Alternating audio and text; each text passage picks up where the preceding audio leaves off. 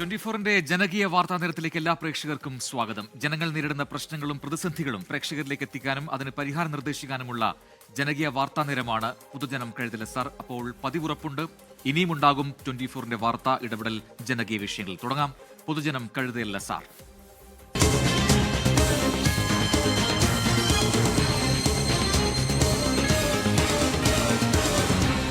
പൊതുജനം കഴുതയല്ല സാർ. നേരെ വയനാട്ടിലേക്കാണ് ആദ്യ യാത്ര. വയനാട്ടിൽ ഗ്രാമീണ റോഡുകളിലൂടെ ടോറസ് ലോറികൾ ഓടുന്നതിനെതിരെ അവിടെ സമരം വ്യാപിക്കുകയാണ്. കരിങ്കൽ ക്വാറികളിൽ നിന്നുള്ള കല്ലുമായി എത്തുന്ന കൂറ്റൻ ലോറികൾ റോഡുകളുടെ തകർച്ചയ്ക്ക് കാരണമാകുന്നു എന്നാരോപിച്ചാണ് ഈ പ്രതിഷേധം. കൽപ്പറ്റ, വെങ്ങപ്പള്ളി, വാവാടിൽ സ്ത്രീകൾ ഉൾപ്പെടെയുള്ള നാട്ടുകാർ ലോറികൾ തടഞ്ഞ് പ്രതിഷേധിച്ചു. എനിക്ക് തോന്നുന്നു അവിടുത്തെ മാത്രം ഒരു പ്രശ്നമല്ല, പല ഗ്രാമങ്ങളിലും ഇതേ പ്രശ്നങ്ങൾ ജനങ്ങൾ അനുഭവിക്കുന്നുണ്ട്. വയനാട് വെങ്ങപ്പള്ളിയിൽ അനവധി ക്വാറികളുണ്ട്. ഇവിടെ നിന്ന് കരിങ്കല്ലും മറ്റും കയറ്റി പോകുന്ന ലോറികളാണ് റോഡിലെ വില്ലന്മാർ.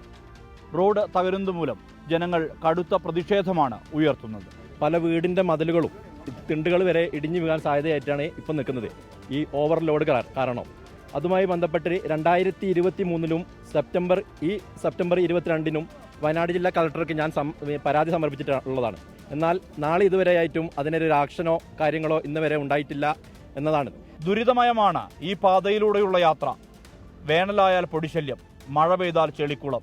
വെങ്ങപ്പള്ളി, വാവാടി, ചൂരിയാറ്റ മുതൽ മണിയൻകോട് വരെയും അവസ്ഥ ഇതാണ്. റോഡ് തകരാൻ കാരണം കരിങ്കൽ ക്വാറികളാണ്. ഇവിടെ നിന്നുള്ള കല്ലുമായി ലോറികൾ തലങ്ങും വിലങ്ങും പായും. പിന്നെ എങ്ങനെയാണ് റോഡിന് ഈ ഗതി വരാതിരിക്കുക? റോഡ് കൂടി നടക്കാനും പറ്റുന്നില്ല. നടക്കാൻ തുടങ്ങിയാൽ ചളിയായിട്ട് വണ്ടി നടക്കാനും പറ്റില്ല. ഓട്ടോറിക്ഷ വിളിച്ചാൽ പ്രദേശത്തേക്ക് വരികയില്ല. തോന്നുന്ന കൂലിയാണ്. അങ്ങനെ പല ബുദ്ധിമുട്ടുകളുണ്ട്. ഇത്രയും കൽപ്പറ്റ ടൗണിനോട് ചേർന്നുള്ള റോഡാണിത്. ഈ റോഡ് നന്നാക്കി തരിക എന്നത് അവരുടെ കടമയാണ്. നമ്മൾ എന്നും ഇതിലേക്ക് ഈ കല്ലിൽ കൂടെ നടന്ന് ഞങ്ങൾക്ക് കാലിന് വേദനയാണ്. കരാറുകാർ 5 വർഷം അറ്റകുറ്റപ്പണി സാധ്യമാകില്ലെന്ന് മുന്നിൽ കണ്ട് റോഡ് നിർമ്മാണം പാതി വഴിയിൽ ഉപേക്ഷിച്ചു പോയ അനുഭവമുണ്ട്. ഗത്യന്തരമില്ലാതെയാണ് നാട്ടുകാർ ലോറികൾ തടഞ്ഞിട്ട് പ്രതിഷേധിച്ചത്.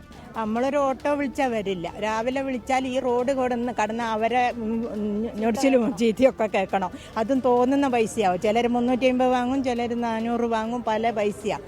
വീടെത്തുന്നവരെ അവരെ ചീത്ത നമ്മൾ കേൾക്കണം. ഈ കോറി വന്നതിന് ശേഷമാണ് ഈ ബഡ്ജറ്റ് പോരാന്ന് പറഞ്ഞിട്ട് നിർത്തിപ്പോയത്.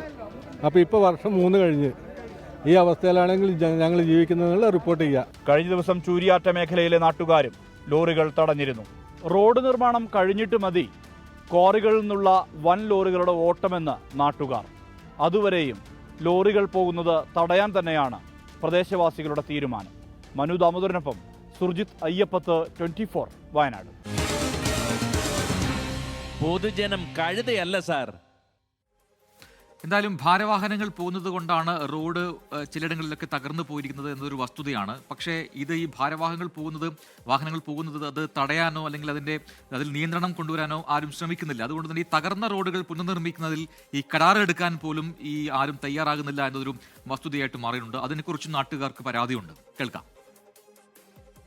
ഈ കോറികളിൽ നിന്നുള്ള വലിയ വലിയ ടോറസ് വാഹനങ്ങൾ അമിത വേഗതയിൽ, നമുക്ക് കാൽനട യാത്ര പോലും ദുഷ്കരമായ ഈ സാഹചര്യത്തിൽ അമിത വേഗത്തിലാണ് അവർ വണ്ടിയെടുത്ത് പോകുന്നത്. ഈ റോഡ് നന്നാക്കിയതിന് ശേഷം മതി ഇനി ഒരു വണ്ടികൾ പോകാനും. അങ്ങനെയുള്ള ഭാരവാഹനങ്ങൾ വെയിറ്റ് കുറച്ച് ഓടുക. കോറികൾ കുറേ ഉണ്ട്. ഈ റോഡ് നന്നാക്കാതെ ഒരു വണ്ടി ഇനി ഞങ്ങൾ വിടൂല. അത് കഴിഞ്ഞതിന് ശേഷം അവർ പോയിക്കോട്ടെ. പക്ഷേ ഈ കോറി കൊണ്ട് ഞങ്ങളെ വീടിനൊക്കെ ബുദ്ധിമുട്ട്. ഈ റോഡ് നന്നാക്കുന്നതിന് വേണ്ടി നിരന്തരം നമ്മൾ ബന്ധപ്പെടുകയും ചെയ്തിട്ട് ഉദ്യോഗ തലത്തിലും അതേപോലെ മറ്റ് ജനപ്രതിനിധികളിലൊക്കെ ബന്ധപ്പെട്ടിട്ടും ഈ റോഡ് നന്നാക്കാത്ത അവസ്ഥയിലാണ്. ഇവിടെ ഈ കാണുന്ന ധാരാളം പ്രദേശവാസികൾ തിങ്ങി താമസിക്കുന്ന ഒരു ഏരിയയാണ് ഈ വാവാടി, വെങ്ങപ്പള്ളി മുതലുള്ള ഏരിയ. 2 ടോറസ് ലോറികൾ അങ്ങോട്ടും ഇങ്ങോട്ടും പോകുന്ന സമയത്ത് വഴിയുടെ സൈഡിൽ പോലും നിൽക്കാൻ പറ്റാത്ത അവസ്ഥയാണ് നമുക്കുള്ളത്. കല്ല് തെറിക്കുന്നത് അങ്ങനെ. ഈ റോഡ് സ്വാതന്ത്ര്യത്തിന് മുന്നേ ഒക്കെ ഇങ്ങനത്തെ റോഡ് എല്ലാവരും കണ്ടിട്ടുണ്ടാവുമായിരിക്കും. അല്ലാണ്ട് ആരെങ്കിലും ഇവിടെ കണ്ടിട്ടുണ്ടോ ഇങ്ങനത്തെ റോഡ്? പൊടി കാരണം ശ്വാസം മുട്ടലായിട്ട് 3 പ്രാവശ്യം ഹോസ്പിറ്റലിൽ പോകേണ്ടി വന്നു. അതായിരുന്നു അവസ്ഥ. പിന്നെയാണ് ഈ വെള്ളം ഇങ്ങനെ ഒഴിക്കാൻ തുടങ്ങിയത്. വെള്ളം ഒഴിച്ചു കഴിഞ്ഞാലും അത് ചെളിയും. പിന്നെ ജനങ്ങൾക്ക് നടക്കാൻ ഫുട്പാത്തില്ല. ഇപ്പൊ ഇട്ട് നന്നായിരുന്ന റോഡ് കല്ലുകൾ മുഴുവൻ ഇളകി കുഴിയായിരിക്കുന്നു. കോറി തന്നെയാണ് ഇവിടുത്തെ പ്രശ്നം. അല്ലാണ്ട് വേറെ ഇവിടെ ഒരു പ്രശ്നവും ഇല്ല. ഞങ്ങളിവിടെ നല്ല സമാധാനത്തോടെ ജീവിച്ചിരുന്നവരാണ്. ഇപ്പോൾ കോറികൾ വന്നുകൊണ്ടാണ് ഈ നാട്ടിൽ, ഈ വേങ്ങപ്പള്ളി പഞ്ചായത്തിൽ ഇത്രയും ദുരിതം വന്നത്. യെസ്, അപ്പോൾ നാട്ടുകാർ പറയുന്നതിൽ കാര്യമുണ്ട്. എന്തുകൊണ്ടാണ് ഇതിൽ ഒരു നിയന്ത്രണം കൊണ്ടുവരാൻ അധികൃതർ തയ്യാറാകാത്തത് എന്ന ചോദ്യം മാത്രം ബാക്കിയാവുന്നു. ഇതാ ഇപ്പോൾ ലഭിക്കുന്ന ഒരു വാർത്തയിലേക്കാണ് നമ്മൾ ഇനി കടക്കുന്നത്. കോട്ടയത്ത് ഓടിക്കൊണ്ടിരുന്ന ബസ്സിന് മുകളിൽ വൈദ്യുതി പോസ്റ്റ് വീണു. ഉഴവൂർ അരീക്കര പുതുവേലി റോഡിലാണ് അപകടമുണ്ടായത്. ബസ്സിൽ യാത്രക്കാർ ഉണ്ടായിരുന്നെങ്കിലും ആർക്കും പരുക്കില്ല എന്നുകൂടി മനസ്സിലാകുന്നു. ടോബി ജോൺസൺ കോട്ടയത്ത് നിന്ന് ചേരുന്നു കൂടുതൽ വിവരങ്ങളുമായി. ടോബി, എപ്പോഴായിരുന്നു ഈ അപകടം? എന്താണ് അവിടെ ഉണ്ടായത്?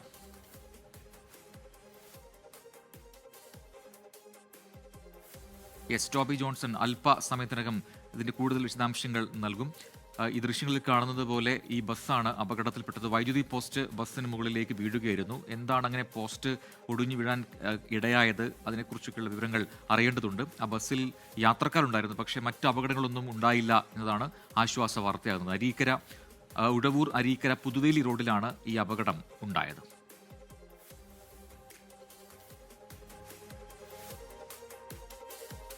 മറ്റൊരു റിപ്പോർട്ടിലേക്കാണ്. മന്ത്രി ഉൾപ്പെടെ ഉറപ്പ് നൽകിയിട്ടും നിർമ്മാണ പ്രവൃത്തി പൂർത്തിയാകാതെ Pattikkad government higher secondary school ground. നിർമ്മാണ പ്രവൃത്തികൾ ഇഴഞ്ഞു നീങ്ങിയതോടെ പ്രദേശത്തെ കായിക സ്വപ്നങ്ങൾക്ക് അത് വില്ലനായി മാറിയിരിക്കുകയാണ്. നിർമ്മാണം പൂർത്തിയാകാത്തതുകൊണ്ട് തന്നെ കേരളോത്സവം അടക്കമുള്ള മത്സരങ്ങൾ മറ്റ് പഞ്ചായത്തിൽ നടത്തേണ്ട സ്ഥിതിയാണ് അവിടെ ഉള്ളത്. ഇതോടെ കേരളോത്സവം തന്നെ ബഹിഷ്കരിച്ച് പ്രതിഷേധിച്ചിരിക്കുകയാണ് അവിടുത്തെ ഒരുപറ്റം യുവാക്കൾ. ഒരു ജനതയുടെ കായികാവേശം ഇരമ്പിയ ഗ്രൗണ്ട് പല തീപാറുന്ന പോരാട്ടങ്ങൾക്കും സാക്ഷ്യം വഹിച്ച ഇടമാണ്. പക്ഷെ നവീകരണ പ്രവർത്തനങ്ങൾക്ക് വേണ്ടി അത് പൊളിക്കുന്നു. പക്ഷെ നവീകരണം എങ്ങും എത്താതായതോടെ ഒരു യുവതയുടെ കായിക സ്വപ്നങ്ങൾ തകർന്നടിയുന്ന കാഴ്ചയാണ് പാണഞ്ചേരിയിൽ കാണുന്നത്. ഒരു കാലത്ത് വീറും വാശിയുമേറിയ പല മത്സരങ്ങൾക്കും സാക്ഷ്യം വഹിച്ച ഗ്രൗണ്ടാണ് പട്ടിക്കാട് ഗവൺമെന്റ് ഹയർ സെക്കൻഡറി സ്കൂളിൻ്റെത്. സ്കൂളിനോട് ചേർന്നുള്ള ഗ്രൗണ്ടാണെങ്കിലും പഞ്ചായത്ത് നിവാസികളുടെ പ്രധാന കളിയിടമായിരുന്നു. ഇവിടെ സ്ഥിരമായിട്ട് ഓൾ കേരള ടൂർണമെന്റ് ഒക്കെ നടന്നിരുന്ന സ്ഥലമാണ്. അതുപോലെ രാവിലെയും വൈകുന്നേരം രണ്ട് ഇതിൽ കളികൾ നടന്നായിരുന്നു. രാവിലെ ഒരു 6 മണി മുതൽ കുറച്ച് പ്രായമുള്ള ആൾക്കാർ കളിക്കും. വൈകിട്ട് ഒരു 5:30 മുതൽ കുട്ടികളായിട്ടുള്ള ആൾക്കാർ കളിച്ചിരുന്ന ഒരു സ്ഥലമാണ്.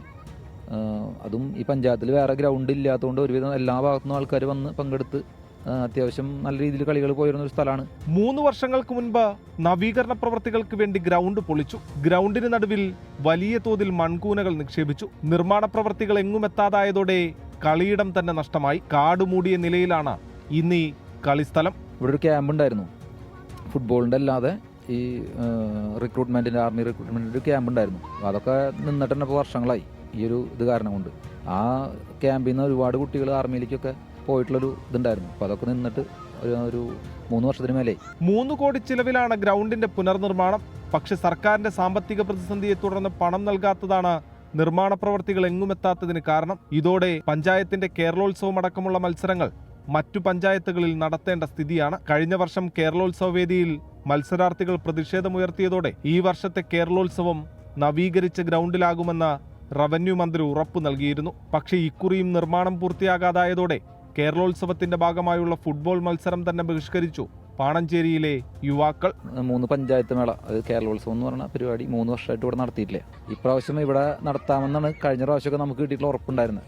കഴിഞ്ഞ പ്രാവശ്യം സമ്മാനം വാങ്ങാതിരുന്നിട്ട് പ്രതിഷേധിക്കാന്നൊക്കെ തീരുമാനിച്ചിട്ടുണ്ടായിരുന്നു. അപ്പം അന്ന് MLA അടക്കം മന്ത്രി രാജനടക്കമുള്ള ആൾക്കാർ തന്ന ഉറപ്പ് അടുത്ത വർഷം നിങ്ങൾക്ക് ഇങ്ങനെ നിരാശപ്പെടേണ്ടി വരില്ല, ഈ ഗ്രൗണ്ടിൽ തന്നെ നടത്താമെന്നൊക്കെ തന്നെയാണ്. പക്ഷേ ഇതുവരെയായിട്ടും ഈ ഗ്രൗണ്ടിൻ്റെ അവസ്ഥ ഈ കാട് പിടിച്ച് കിടക്കാന്നല്ലാണ്ട് ഒരാൾക്ക് കളിക്കാൻ പോലും പറ്റാത്തൊരു സ്റ്റേജിലേക്കായിട്ട് ഇത്തവണ യൂണിവേഴ്സിറ്റി നടത്താമെന്ന് പറഞ്ഞു. അത് നമ്മളെല്ലാവരും കൂടി തീരുമാനിച്ച് വേണ്ടാന്ന് വെച്ചിട്ട് ബഹിഷ്കരിക്കാനുണ്ടായത്. നിർമ്മാണ പ്രവൃത്തികൾ വേഗത്തിൽ പൂർത്തീകരിക്കാനുള്ള നടപടി സ്വീകരിച്ചു വരികയാണെന്നാണ് പഞ്ചായത്തിന്റെ വിശദീകരണം.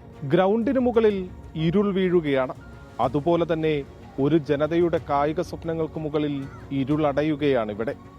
അടിയന്തരമായ ഒരു ഇടപെടൽ തന്നെയാണ് ഈ ജനത ആവശ്യപ്പെടുന്നത്.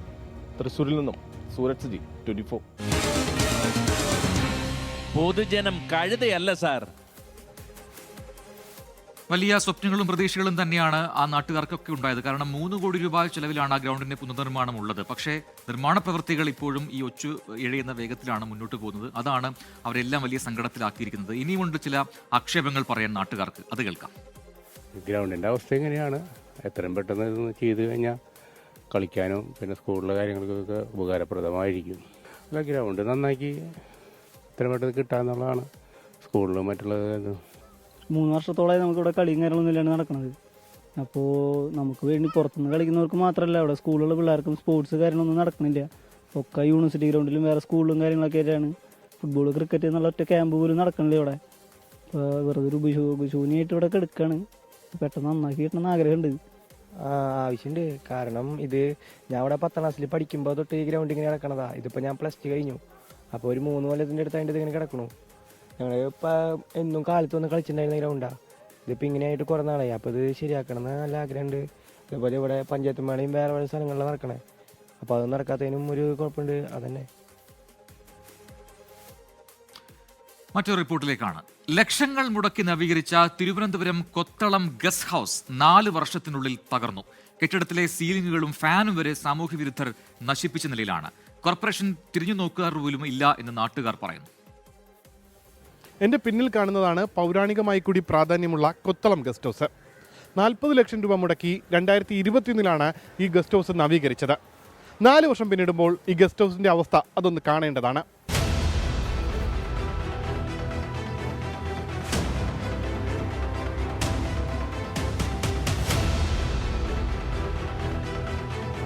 പത്മനാഭസ്വാമി ക്ഷേത്രത്തിന് സമീപം കോർപ്പറേഷന് കീഴിലുള്ള പൈതൃക മന്ദിരമാണ് കൊത്തളം ഗസ്റ്റ് ഹൗസ്.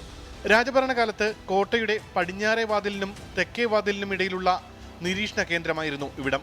ശത്രുവിന്റെ വരവ് നോക്കിക്കാണുന്നതിനും അവരെ തടയുന്നതിനും കോട്ടയുടെ മുകളിലുണ്ടാക്കിയ മണ്ഡപം. പക്ഷേ ഇന്നത്തെ അവസ്ഥ ഇതാണ്.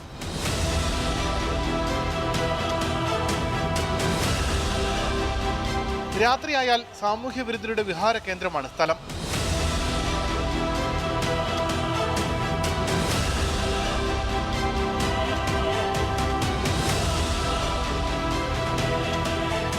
കോമ്പൗണ്ട് മുഴുവൻ മദ്യക്കുപ്പികളാൽ നിറഞ്ഞു.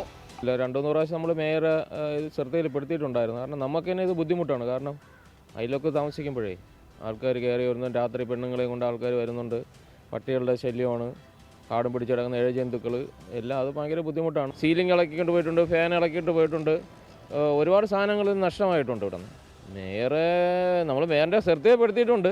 അല്ലാതെ മേയറെ ഇതിനൊന്നും നമുക്ക് പ്രതികരിച്ചിട്ടില്ല. ഇങ്ങനെ വെറുതെ കിടക്കുകയാണ്. കോർപ്പറേഷൻ 40 ലക്ഷം രൂപ മുടക്കിയാണ് 4 വർഷം മുൻപ് കെട്ടിടം നവീകരിച്ചത്. സർക്കാർ ഉദ്യോഗസ്ഥർ, മറ്റ് ജില്ലകളിൽ നിന്നെത്തുന്ന മേയർമാർ, സർക്കാർ അതിഥികൾ എന്നിവർക്ക് നഗരത്തിൽ തങ്ങാൻ അനുയോജ്യമായ ഇടമാണെന്ന് അവകാശപ്പെട്ടായിരുന്നു നവീകരണം. പക്ഷേ പണം ചെലവഴിക്കുന്നതുവരെ മാത്രമായിരുന്നു കോർപ്പറേഷൻ അധികൃതർക്ക് താല്പര്യം. ഉദ്ഘാടനം കഴിഞ്ഞതോടെ കോർപ്പറേഷൻ കെട്ടിടം കൈയൊഴിഞ്ഞു. ഗസ്റ്റ് ഹൗസ് പരിപാലിക്കാനോ ഗസ്റ്റിന് നൽകാനോ കോർപ്പറേഷൻ താല്പര്യം കാണിച്ചില്ല. അങ്ങനെ ചുരുങ്ങിയ കാലം കൊണ്ട് ഒരു പൈതൃക കെട്ടിടത്തെ കോർപ്പറേഷൻ നശിപ്പിച്ചു. ചരിത്രപരമായും സാംസ്കാരികമായി കൂടി പ്രാധാന്യമുള്ള ഒരു ഗസ്റ്റ് ഹൗസിന്റെ അവസ്ഥയാണ് നമ്മൾ ഈ കണ്ടത്. 40 ലക്ഷം രൂപ മുടക്കിയാണ് ഈ കെട്ടിടം 4 വർഷം മുൻപ് നവീകരിച്ചത്. ജനങ്ങളുടെ നികുതി പണമാണ്. മറുപടി പറയേണ്ടത് കോർപ്പറേഷൻ അധികാരികളാണ്. ക്യാമറാമാൻ സന്തോഷ് ചേകവറിനൊപ്പം ഉമേഷ് ബാലകൃഷ്ണൻ, 24 തിരുവനന്തപുരം. ഇതുപോലെ പലയിടങ്ങളിലുമുണ്ട് നിർമ്മാണം നടത്തി വലിയ ഉദ്ഘാടനമൊക്കെ കഴിഞ്ഞ് ഒക്കെ ഉള്ള കെട്ടിടങ്ങൾ, അല്ലെങ്കിൽ സർക്കാർ സ്ഥലങ്ങൾ, അല്ലെങ്കിൽ സർക്കാരിൻ്റെ കെട്ടിടങ്ങൾ, അതെല്ലാം തന്നെ ഉപയോഗശൂന്യമായി പോകുന്ന ഒരുപാടിടങ്ങളുണ്ട്. അത്തരം നിങ്ങളുടെ ശ്രദ്ധയിൽപ്പെട്ട് കഴിഞ്ഞാൽ അത് കൃത്യമായി നമ്മളെ അറിയിക്കാം. അതിൽ നമുക്ക് റിപ്പോർട്ടുകൾ ഉണ്ടാക്കാം. അത് അധികാരികളുടെ സമക്ഷം വെക്കുകയും ചെയ്യാം. ഇപ്പോൾ ആരിഫ് ഹാഷ്മി കളത്തൂർ എന്ന് പറയുന്ന ഒരു പ്രേക്ഷകൻ പറയുന്നു, കാസർഗോഡ് കുമ്പള ആരിക്കാടിയിൽ കുടിവെള്ളം ലഭിക്കാതെ ഒരുപാട് കുടുംബങ്ങൾ ദുരിതജീവിതം നയിക്കുന്നുണ്ട്. വിദ്യാർത്ഥികൾക്കും ജോലിക്ക് പോകുന്നവർക്കും ഒക്കെ ഇത് വലിയ പ്രയാസമാണ്. മാധ്യമങ്ങൾ ഇടപെടണം എന്ന് പറയുന്നു. നോക്കാം ആ വിഷയം എന്താണെന്നുള്ളത്. കുമ്പളയിൽ കഴിഞ്ഞ ദിവസം 24 മണിക്കൂർ നേരം ഈ വൈദ്യുതി മുടങ്ങിയ വാർത്ത നമ്മൾ റിപ്പോർട്ട് ചെയ്തിരുന്നു. അവിടെ പോവുകയും എന്താണ് പ്രശ്നങ്ങളൊക്കെ എന്ന് അറിയുകയും ചെയ്തതാണ്. ഇതിപ്പോൾ കുടിവെള്ളം മുടങ്ങിയ കാര്യമാണ് ആരിഫ് ഹാഷ്മി കളത്തൂർ പറയുന്നത്. നമുക്ക് എന്താണ് ആ വിഷയമുള്ളത്. ഇപ്പോൾ ലഭിക്കുന്ന ഒരു വാർത്തയിലേക്ക്. എറണാകുളം വടക്കൻ പറവൂരിൽ 3.5 വയസ്സുകാരിയെ കടിച്ച തെരുവു നായ്ക്ക് പേവിഷബാധ സ്ഥിരീകരിച്ചു. കുട്ടി എറണാകുളം മെഡിക്കൽ ട്രസ്റ്റ് ആശുപത്രിയിൽ ചികിത്സയിലാണ്. എസ് ശ്യാംകുമാർ കൊച്ചിയിൽ നിന്ന് ചേർന്ന് കൂടുതൽ വിവരങ്ങളുമായി. ശ്യാം, ഈ കുട്ടിക്ക് ഗുരുതരമായി പരിക്കേറ്റിരുന്നു അന്ന് ഈ തെരുവുനായയുടെ ആക്രമണത്തിൽ. മാത്രമല്ല ചെവിയുടെ ഒരു ഭാഗം നായ കടിച്ചെടുക്കുന്ന സ്ഥിതിയൊക്കെ ഉണ്ടായിരുന്നു. ഇപ്പോൾ ആ നായയ്ക്ക് പേവിഷബാധ സ്ഥിരീകരിച്ചു എന്ന വാർത്ത വരുന്നു. ആശങ്കപ്പെടാനുണ്ടോ? മറ്റാരെങ്കിലും അതേ നായ കടിച്ചതായ റിപ്പോർട്ടുകളുണ്ടോ? ഈ നായയുടെ സ്രവം അത് മണ്ണുത്തിയിലെ വെറ്റിനറി കോളേജിൽ പരിശോധിച്ച റിസൾട്ടാണ് ഇന്ന് പുറത്തു വന്നത്. ആ റിസൾട്ടിലാണ് നായയ്ക്ക് പേവിഷബാധ സ്ഥിരീകരിച്ചിരിക്കുന്നത്. നിലവിൽ കുട്ടി ആശുപത്രിയിൽ ചികിത്സയിലാണ്. പ്രജിൻ ചോദിച്ചതുപോലെ ഈ നായ മറ്റാരെങ്കിലും കടിച്ചിട്ടുണ്ടോ എന്നുള്ളത് ഇപ്പോൾ പ്രാദേശികമായി അന്വേഷണം ആരംഭിച്ചിട്ടുണ്ട്. കാരണം ഇത് മുൻപ് ആരെങ്കിലും കടിച്ചിട്ടുണ്ടെങ്കിൽ അവർക്കും പ്രതിരോധ കുത്തിവയ്പ്പുകളടക്കം എടുക്കേണ്ടതുണ്ട്. ആ സാഹചര്യത്തിൽ പഞ്ചായത്തും നാട്ടുകാരും അന്വേഷണം ആരംഭിച്ചിട്ടുണ്ട്. ഏതായാലും തെരുവുനായയുടെ കടിയേറ്റ 3.5 വയസ്സുകാരി നിലവിൽ ചികിത്സയിലാണ്. കുട്ടി ഇപ്പോഴും ആശുപത്രിയിൽ ചികിത്സയിൽ തുടരുകയാണ്. ശരി, എസ് ശ്യാംകുമാറാണ് കൊച്ചിയിൽ വിശദാംശങ്ങൾ നൽകിയത്. ഇനി ഇടുക്കിയിലേക്കാണ്. ഇടുക്കി ജില്ലയിലെ പ്രധാന സർക്കാർ ആശുപത്രികളിലൊന്നായ പീരുമേട് താലൂക്ക് ആശുപത്രിയിൽ എക്സ്റേ യൂണിറ്റ് പ്രവർത്തിക്കുന്നില്ല. കഴിഞ്ഞ ഒരു വർഷത്തോളമായി എക്സ്റേ യൂണിറ്റ് പ്രവർത്തനരഹിതമാണ്. ആശുപത്രിയിൽ എത്തുന്ന സാധാരണ ജനങ്ങൾ നേരിടുന്നത് വലിയ പ്രതിസന്ധിയാണ്. എക്സ്റേക്കായി സ്വകാര്യ ലാബുകളെ ആശ്രയിക്കേണ്ടി വന്നാൽ ഉണ്ടാകുന്ന കടുത്ത സാമ്പത്തിക ചെലവും ആളുകളെ വലയ്ക്കുന്നുണ്ട്. ആയിരക്കണക്കിന് തോട്ടം തൊഴിലാളികളും ആദിവാസികളും ഉൾപ്പെടെ ആശ്രയിക്കുന്ന ജില്ലയിലെ ഏറ്റവും പ്രധാനപ്പെട്ട സർക്കാർ ആശുപത്രികളിൽ ഒന്നാണ് പീരുമേട് താലൂക്ക് ആശുപത്രി. ഒരു അപകടം പറ്റി ഈ ആശുപത്രിയിലേക്ക് ആദ്യമായി ഒരാളെ കൊണ്ടുവരികയാണെങ്കിൽ ചെയ്യേണ്ട പ്രാഥമികമായിട്ടുള്ള കാര്യമാണ് എക്സ്റേ എടുക്കുക എന്നുള്ളത്. എന്നാൽ ആ സംവിധാനം ഈ ആശുപത്രിയിൽ ഇല്ല. കഴിഞ്ഞ വർഷം ഒക്ടോബർ അവസാന വാരം മുതൽ പീരുമേട് താലൂക്ക് ആശുപത്രിയിലെ എക്സ്റേ യന്ത്രം തകരാറിലാവുന്നത് സ്ഥിരമായി. ഫെബ്രുവരി മാസത്തിൽ കമ്പനി അധികൃതർ പരിശോധന നടത്തിയ ശേഷം കണ്ടം ചെയ്യാൻ റിപ്പോർട്ട് നൽകി. അസ്ഥിരോഗ വിദഗ്ധന്റെ ചികിത്സയ്ക്കായി ദൂര സ്ഥലങ്ങളിൽ നിന്നും വരെ രോഗികൾ എത്തുന്നുണ്ട്. മിക്കവർക്കും എക്സ്റേ അനിവാര്യമാണ്. യൂണിറ്റിന്റെ പ്രവർത്തനം നിലച്ചതോടെ രോഗികളും അപകടങ്ങളിൽ പരിക്കേൽക്കുന്നവരും കിലോമീറ്ററുകൾ താണ്ടി ചികിത്സ തേടി പോകേണ്ട അവസ്ഥയിലാണ്. 11 മാസമായി എക്സ്റേ യൂണിറ്റ് നിലച്ചിരിക്കുകയാണ്. ഈ വിഷയവുമായി ബന്ധപ്പെട്ട് ഈ ഹോസ്പിറ്റലിലേക്ക് കടന്നു വരുന്നവർ തൊട്ടടുത്തുള്ള 40 കിലോമീറ്റർ അപ്പുറമുള്ള കാഞ്ഞിരപ്പള്ളി ഹോസ്പിറ്റലിനെ ആശ്രയിക്കേണ്ട ഒരു ഗതികേടിയാണ് ഉള്ളത്. പലതവണ പരാതിപ്പെട്ടിട്ടും ഒരു എക്സ്റേ യൂണിറ്റ് ഇതാക്കാൻ വേണ്ടി യാതൊരു നടപടിയും ഇവർ സ്വീകരിക്കുന്നില്ല. സ്വകാര്യ ലാബുകളിൽ പോയി എക്സ്റേ എടുക്കാനും ചെലവേറെയാണ്. ശബരിമല തീർത്ഥാടകരും വിനോദസഞ്ചാരികളും കൂടുതലായി കടന്നുപോകുന്ന പ്രദേശമാണിത്. അഴുത ബ്ലോക്ക് പഞ്ചായത്തിനാണ് ആശുപത്രിയുടെ പ്രവർത്തന ചുമതല. പരാതികൾ ഏറിയതോടെ പുതിയ എക്സ്റേ മെഷീൻ വാങ്ങാൻ 15 ലക്ഷം രൂപ അനുവദിച്ചു. കാഷ്വാലിറ്റിയിൽ നിന്നും ദൂരെയുള്ള എക്സ്റേ യൂണിറ്റിലേക്ക് വീൽ ചെയറിലും സ്ട്രെച്ചറിലും ഇവിടേക്ക് രോഗികളെ എത്തിക്കുന്നത് ശ്രമകരമായിരുന്നു. ഇതിന് പരിഹാരമായി പഴയ കാഷ്വാലിറ്റി കെട്ടിടത്തിലേക്ക് യൂണിറ്റ് മാറ്റി സ്ഥാപിക്കാനാണ് നീക്കം. ഇവിടെ വയറിംഗ് അടക്കമുള്ള പണികൾ പൂർത്തിയാക്കണം. Azhutha block panchayat X ray unit സ്ഥാപിക്കാൻ 10 ലക്ഷം രൂപ അനുവദിച്ചെങ്കിലും പണികൾ തുടങ്ങാനുള്ള നടപടികൾ ഇഴഞ്ഞു നീങ്ങുകയാണ്. തദ്ദേശ തെരഞ്ഞെടുപ്പ് വിജ്ഞാപനം വരുന്നതിന് മുമ്പ് പണികൾ പൂർത്തിയായില്ലെങ്കിൽ എക്സ്റേ യൂണിറ്റ് സ്ഥാപിക്കണമെങ്കിൽ വീണ്ടും കാത്തിരിക്കേണ്ടി വരും. സുമിത്തിനൊപ്പം രാഹുൽ വിജയൻ, 24 ഇടുക്കി. പൊതുജനം കഴുതയല്ല സാർ. ഇടത് സർക്കാർ ഭരണത്തിൽ അഴിമതിയില്ല എന്നാണ് മുഖ്യമന്ത്രി ആവർത്തിച്ചു പറയുന്നത്. എങ്കിൽ ഈ റിപ്പോർട്ട് ഒന്ന് കാണണം. പിണറായി സർക്കാരിന്റെ കാലത്ത് മാത്രം 1075 സർക്കാർ ഉദ്യോഗസ്ഥരാണ് വിജിലൻസ് കേസുകളിൽ പ്രതികളായത്. ഏറ്റവും കൂടുതൽ അഴിമതിക്കാരുള്ളത് തദ്ദേശ വകുപ്പിലും തൊട്ടു പിന്നിൽ റവന്യൂ വകുപ്പിലുമാണ്. 8 കേന്ദ്ര സർക്കാർ ഉദ്യോഗസ്ഥരും വിജിലൻസ് കേസുകളിൽ പ്രതികളായിട്ടുണ്ട്. അഴിമതിമുക്ത കേരളമെന്ന് മുഖ്യമന്ത്രിയും മന്ത്രിമാരും അവകാശപ്പെടുമ്പോഴാണ് അഴിമതിക്കറ പുരണ്ട കൂടുതൽ ഉദ്യോഗസ്ഥരുടെ വിവരങ്ങൾ പുറത്തുവരുന്നത്. ജനങ്ങൾക്ക് നേരിട്ട് സേവനം നൽകേണ്ട ഉദ്യോഗസ്ഥരാണ് വിജിലൻസ് കേസിൽ പ്രതികളായവരിൽ ഏറെയും.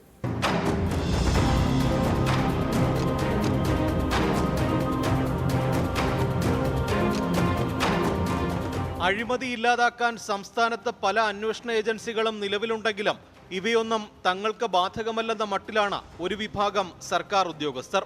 രണ്ടാം പിണറായി സർക്കാരിന്റെ കാലത്ത് 1075 സംസ്ഥാന സർക്കാർ ഉദ്യോഗസ്ഥരാണ് വിജിലൻസ് കേസിൽ പ്രതികളായത്. ഇനി ആ കണക്കിലേക്ക് വന്നാൽ വിജിലൻസ് കേസിൽ പ്രതികളായ ഉദ്യോഗസ്ഥർ ഏറ്റവും കൂടുതൽ തദ്ദേശ വകുപ്പിലാണ്, 304 പേർ. തൊട്ടുപിന്നിൽ റവന്യൂ വകുപ്പ് 195 ഉദ്യോഗസ്ഥർ. പൊതുമരാമത്ത് വകുപ്പിൽ 50 പേരും വനം വകുപ്പിൽ 49 പേരും മോട്ടോർ വാഹന വകുപ്പിൽ 45 പേരും ആഭ്യന്തര വകുപ്പിൽ 40 പേരും വിജിലൻസ് കേസിൽ പ്രതികളായി. കേന്ദ്ര സർവീസിലേക്ക് വന്നാൽ ED ഉദ്യോഗസ്ഥൻ ഉൾപ്പെടെ 8 പേരാണ് വിജിലൻസ് കേസിൽ പ്രതികളായത്. സർക്കാർ ഉദ്യോഗസ്ഥരിലെ അഴിമതിക്കാരെ പിടികൂടാൻ ഓപ്പറേഷൻ സ്പോട്ട് ട്രാപ്പ് എന്ന പേരിൽ വിജിലൻസ് പരിശോധന നടത്തിവരികയാണ്. കൈക്കൂലിക്കാരായ 700 ഉദ്യോഗസ്ഥരുടെ പട്ടികയും ഇതിനായി തയ്യാറായി കഴിഞ്ഞു. തിരുവനന്തപുരത്ത് നിന്ന് MG പ്രതീഷ്, 24. പൊതുജനം കഴുതയല്ല സാർ. നമ്മുടെ പ്രേക്ഷകരെല്ലാം കമന്റ് ബോക്സിൽ പല വിഷയങ്ങളിലെ അഭിപ്രായങ്ങളൊക്കെ രേഖപ്പെടുത്തുന്നുണ്ട്. എന്തായാലും ഇത്തരത്തിലുള്ള സംഭവങ്ങൾ, അതോടൊപ്പം തന്നെ ഇത്തരത്തിൽ ഈ നേരത്തെ കാണിച്ച ആശുപത്രിയുടെയൊക്കെ ശോച്യാവസ്ഥ, അത്തരം സമാന സംഭവങ്ങൾ പലയിടങ്ങളിലായി ഉണ്ട്, എല്ലാ ജില്ലകളിലും ഉണ്ട് എന്നൊക്കെയുള്ള അഭിപ്രായങ്ങളൊക്കെ നമ്മുടെ പ്രേക്ഷകർ നമ്മുടെ കമന്റ് ബോക്സിൽ നൽകുന്നുണ്ട്. നമുക്ക് ആ റിപ്പോർട്ടുകളിലേക്കൊക്കെ വരാം. എന്നാലും ഇന്നത്തെ അധ്യായം പൂർത്തിയാവുകയാണ്. ഇനി കൂടുതൽ ജനകീയ വിഷയങ്ങളുമായി നാളെ ഇതേ സമയം കാണാം. ലോകത്തെവിടെയായാലും ഏത് സമയത്തും 24 വാർത്തകളും ഓഗ്മെന്റഡ് റിയാലിറ്റി പാക്കേജുകളും എക്സ്പ്ലെയിനറുകളും വിശദമായി കാണാൻ ഞങ്ങളുടെ യൂട്യൂബ് ചാനൽ നിങ്ങൾക്ക് സബ്സ്ക്രൈബ് ചെയ്യാം.